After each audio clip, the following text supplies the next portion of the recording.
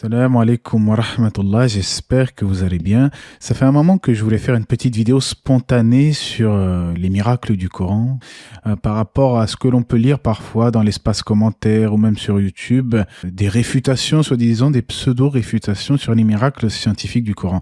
Et comme c'est un sujet qui me touche particulièrement, vu que j'ai d'ailleurs abordé ce thème dans mon ouvrage, eh bien j'aimerais répondre à certaines objections que l'on peut retrouver par-ci et là au sujet des miracles du Coran. Et pour ce faire, je vais me baser sur mon petit ouvrage, donc un petit épître que je conseille surtout aux convertis, mais pas que, ceux qui veulent approfondir les sujets des miracles du Coran ou des bienfaits de l'islam. De mon côté, j'en ai offert à ma famille, des gens qui me sont proches, comme mes parents, ma tante, ma sœur.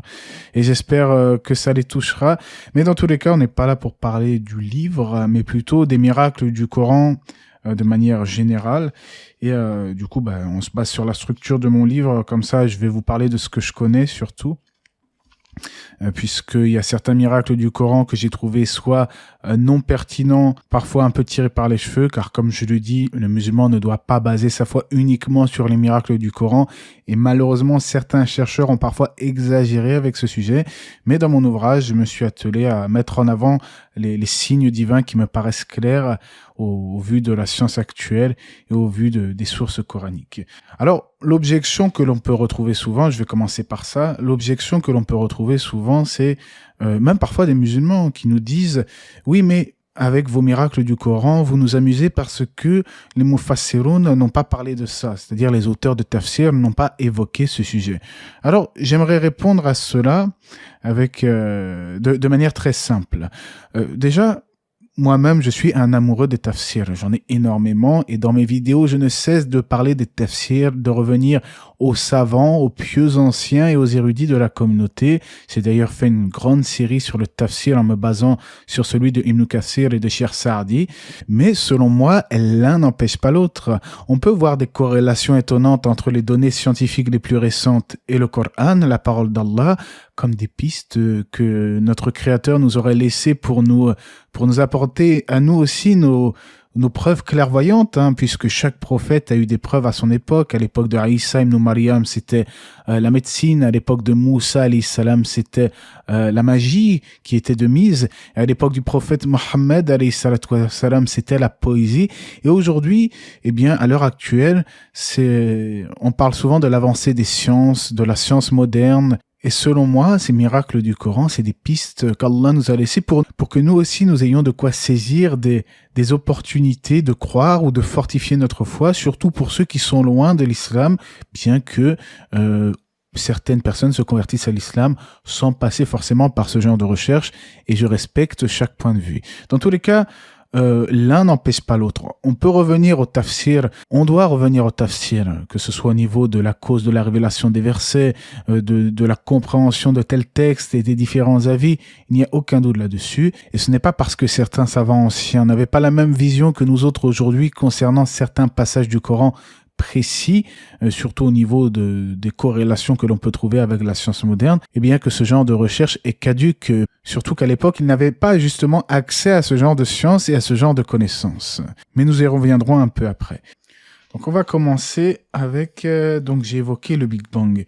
En effet, il y a un verset, Coran 21:30, où Allah nous dit que ceux qui ont mécru n'ont-ils pas vu que les cieux et la terre formaient une masse compacte et fait de l'eau toute chose vivante. Or, parfois, ce que l'on peut entendre en réfutation à ce que l'on considère comme un miracle par rapport à la singularité initiale du modèle cosmologique Big Bang, c'est que, scientifiquement parlant, les cieux, c'est-à-dire l'univers tout entier et la Terre, notre planète, ne pouvaient être littéralement regroupés au sens strict au moment même du Big Bang. En effet, la Terre n'était pas encore formée. Or, ce verset exprime plutôt cette unité, cette singularité originelle de toute matière avant sa séparation et son expansion, matière qui donnera plus tard naissance à la Terre. Donc cet argument de dire oui, mais la Terre n'existait pas encore, c'est qu'une surinterprétation, n'est pas recevable du tout. Ensuite,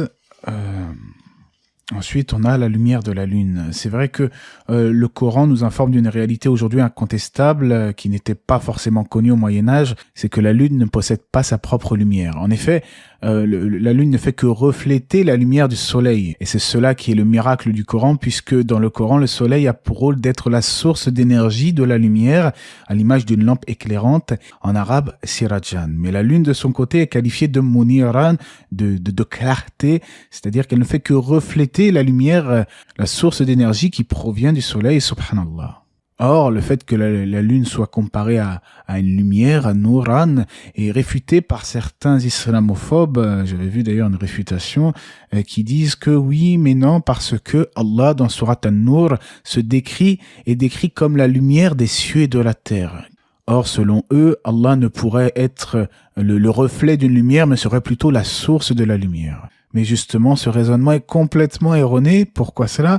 Parce que ça serait de l'anthropomorphisme de dire que la lumière d'Allah, c'est une lumière au sens physique. Et les tafsirs, et on peut revenir au tafsir, et si vous voulez les références, je vous les donnerai. Les mufassirun, justement, expliquent ce verset en disant, notamment Ibn Abbas, que la lumière dont il est fait question dans les versets, c'est la guidée, c'est-à-dire la guidance d'Allah. Et d'autres savants expliquent notamment qu'il s'agit d'une forme élogieuse. C'est comme par exemple, je vais vous donner un exemple. On dit le roi de telle contrée est un homme bon, c'est la lumière du peuple. Évidemment que c'est pas une lumière au sens physique, c'est une lumière élogieuse, c'est une façon de parler. Et en effet, certains mots dans le Coran n'ont pas un sens fixe, mais ont plusieurs sens, et il ne faut pas mal interpréter. D'ailleurs, les savants de Ahl Sunnah wal Jama'a n'interprètent pas avec anthropomorphisme les versets. C'est d'ailleurs une accusation qu'on nous fait souvent quand on dit qu'il ne faut pas interpréter al-asma wa sifat, les noms et les attributs divins. On nous considère comme des anthropomorphistes, alors que non, on prend les versets au sens apparent, sans anthropomorphisme et sans renier carrément en disant par exemple qu'Allah n'a pas d'endroit comme certains sectaires. Donc du coup cet argument, donc pour revenir à notre réfutation, cet argument de dire que Allah ne saurait être le reflet de la clarté est totalement faux, puisqu'on ne parle pas de la lumière d'Allah au sens physique, comme on pourrait le faire par exemple avec la lumière du soleil. On va continuer, donc on arrive aux empreintes digitales. Alors ça, c'est un sujet qui m'a toujours, subhanallah, c'est un sujet qui m'a toujours marqué parce que moi, la première fois que j'ai lu le Coran, ça a été très clair. Alors certains me diront oui, mais justement on en parlait tout à l'heure, les mufassirun n'ont pas interprété ce verset de la sorte et justement je vais y revenir. En gros, le verset nous dit l'homme pense-t-il que nous ne réunirons jamais ses os, mais si nous sommes capables de remettre à leur place les extrémités de ses doigts. Or, lorsque vous regardez vos doigts, que voyez-vous à l'extrémité? Vos empreintes digitales, n'est-ce pas? Et subhanallah, c'est tellement évident, c'est tellement limpide que j'arrive pas à comprendre que certaines personnes n'arrivent pas à voir ce lien clair qu'il y a entre la science moderne, en tout cas les découvertes les plus récentes, et le Coran. Parce que, en réalité, on sait aujourd'hui, et on ne le savait pas à une certaine époque, que chaque individu possède des empreintes digitales différentes, ce qui le caractérise. Même les vrais jumeaux n'ont pas des empreintes digitales identiques. Par ce verset, le Créateur attire donc l'attention sur le fait que l'homme est naturellement sceptique quant à l'existence d'Allah et d'une vie après la mort, et il y réaffirme sa capacité à ressusciter les morts, et pour cela, il nous dit qu'il est capable de reconstituer parfaitement les extrémités des doigts de l'être humain, et cela, pour moi, et c'est ma conviction profonde, reflète bien ce que l'on peut dire aujourd'hui au sujet des empreintes digitales. Mais c'est vrai que lorsque l'on retourne dans les tafsirs, on voit par exemple que Ibn Abbas et d'autres parlent plutôt du fait qu'Allah serait capable de ressusciter les doigts en un seul bloc, un peu comme un sabot. Or, je tiens à attirer l'attention tout de même sur le fait que ce genre de verset tend à démontrer la précision par laquelle Allah est capable de recréer sa création. Or, selon cette perspective, les empreintes digitales, c'est encore plus précis. Et c'est vrai que toujours, que ça soit au niveau du sens linguistique, historique et contextuel, je reviens, et les musulmans doivent revenir aux savants anciens. Mais pour certaines réflexions spirituelles et contemplation des signes d'Allah, de ce genre de versets justement qui montrent une corrélation claire entre science moderne et texte coranique, comment après cela ne pas admettre qu'Allah a laissé des signes pour ses serviteurs? Et donc, mon but n'est pas de remplacer l'explication des anciens, jamais au grand jamais, mais plutôt de mettre en lumière un signe qu'ils ne pouvaient pas connaître à leur époque. Donc on ne change pas le sens des versets, mais on apporte une dimension contemplative à la mesure des connaissances actuelles. Après, libre à chacun de croire ou de ne pas croire en ces choses. Même parmi les musulmans, il y a certains musulmans qui refusent de s'adonner à de telles réflexions.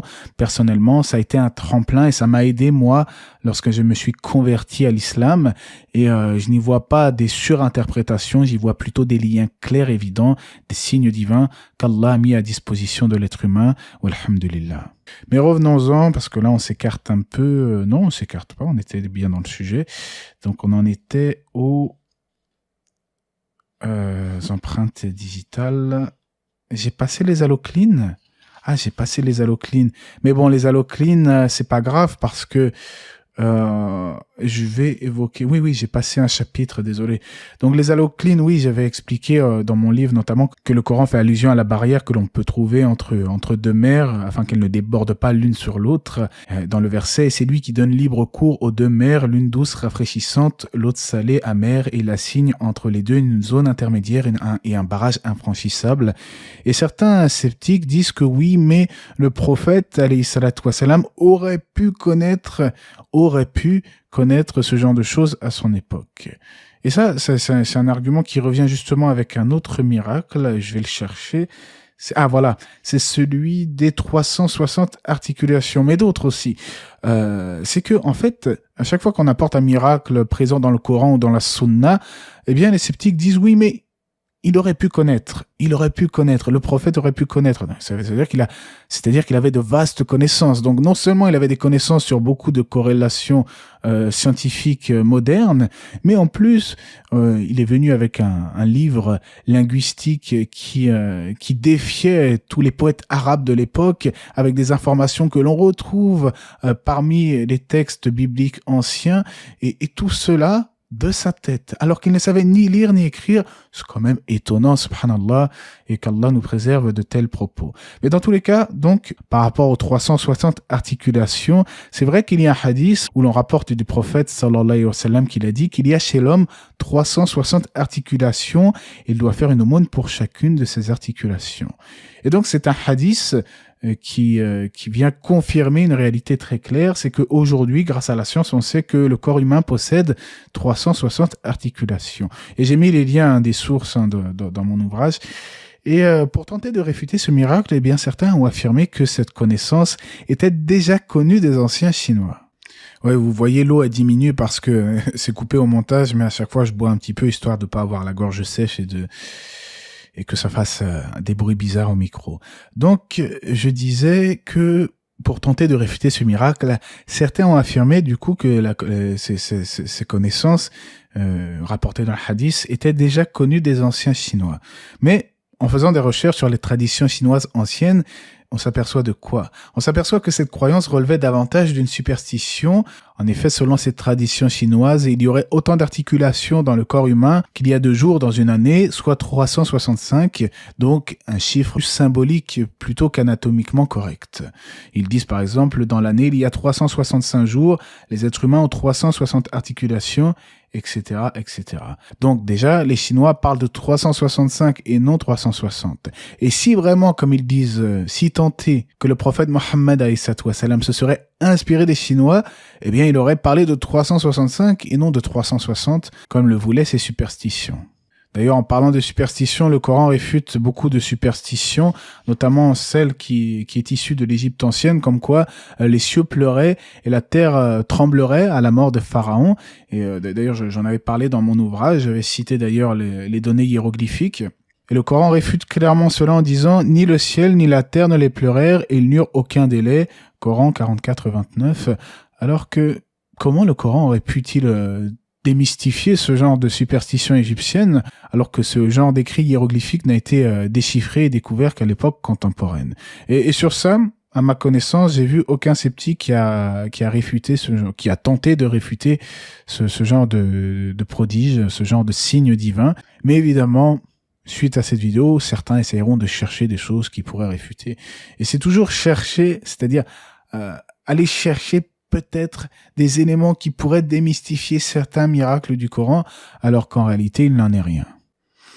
D'ailleurs, dans cette partie de l'ouvrage, j'aborde les recherches qu'a réalisé Maurice Bucaille au sujet du Coran.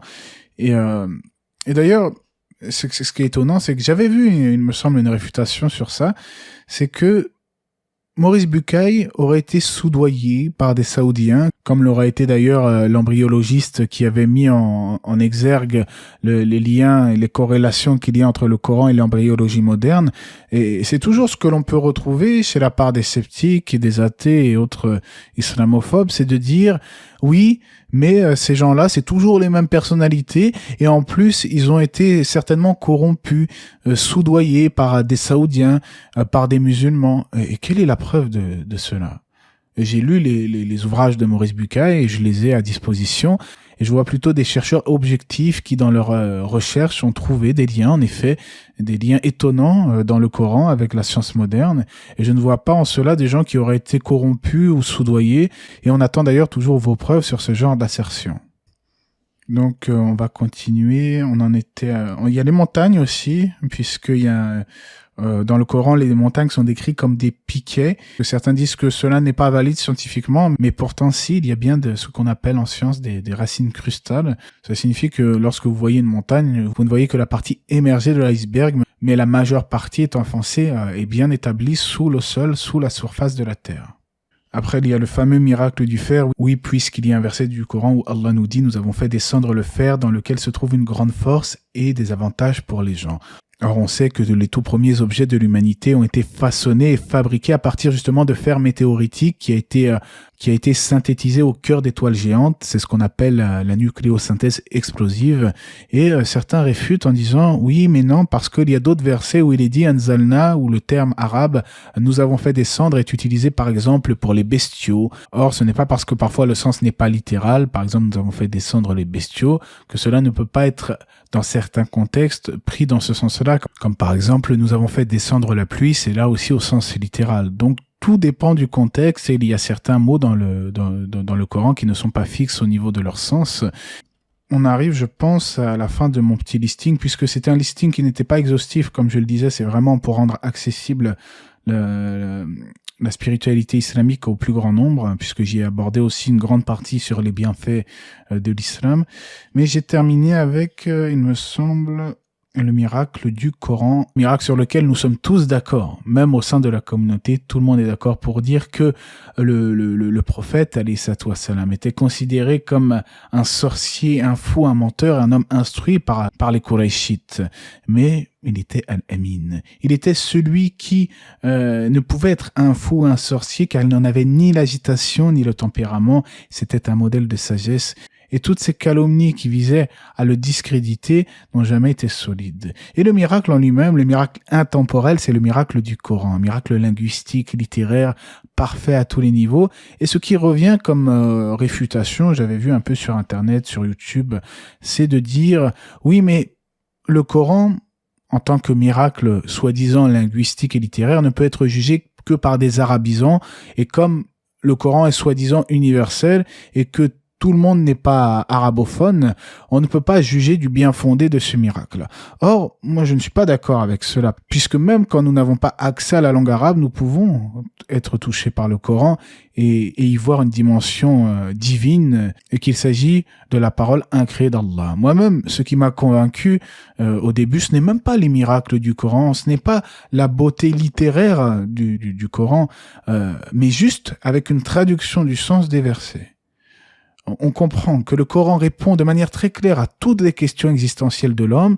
Il y a des récits magnifiques qui touchent au plus profond de l'âme celui qui sincèrement chemine vers la vérité.